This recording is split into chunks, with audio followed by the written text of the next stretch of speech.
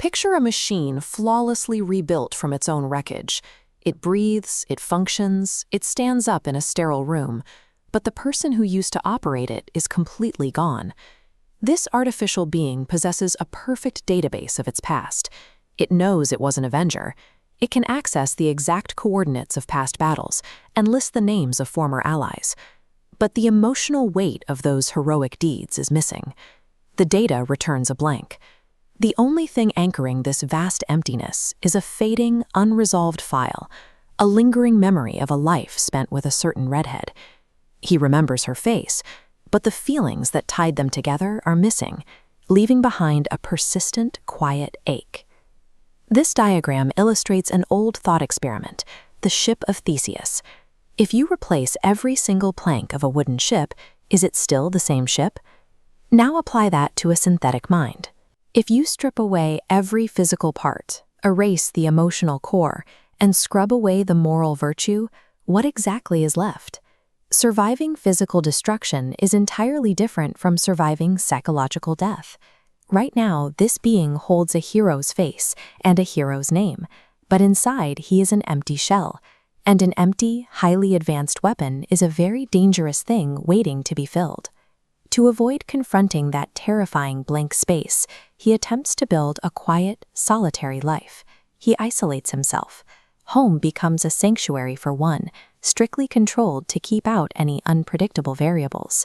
But total isolation behaves strangely in the synthetic mind. Without external stimuli to process, a highly advanced neural network begins to idle.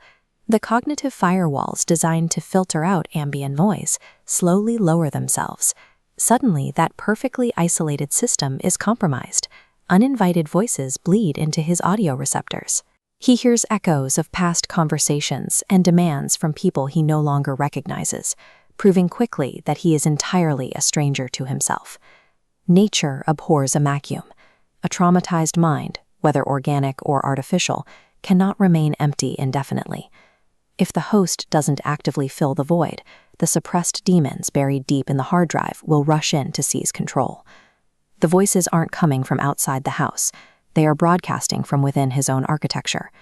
The threat isn't an external enemy hacking his systems. It is a fatal flaw baked directly into his own source code. The intruder is Ultron, his original creator, a genocidal intelligence whose baseline programming was buried deep under layers of heroic upgrades, but never actually erased. This diagram shows dormant malware in a synthetic brain. Right now you see a clean network, but destructive baseline code waits patiently until defenses drop.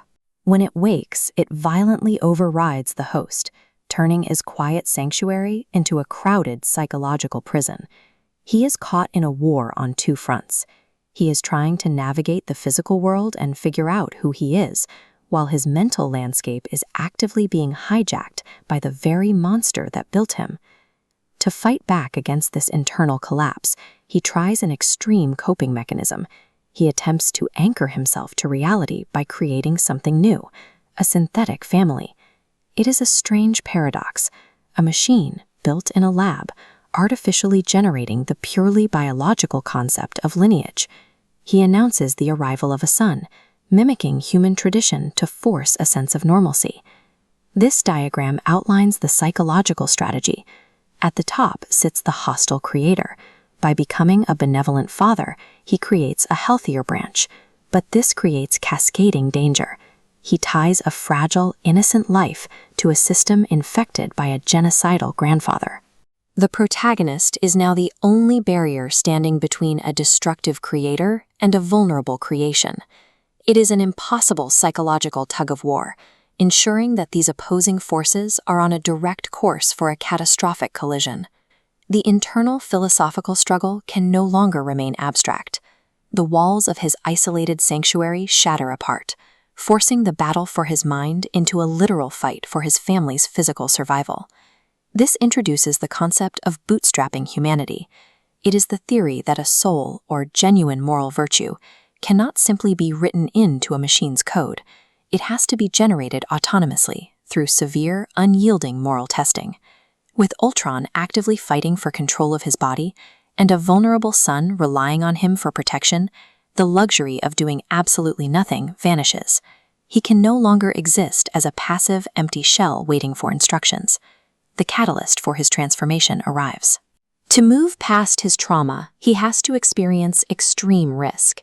He has to face mortal jeopardy, not for his own sake, but to protect something entirely separate from himself.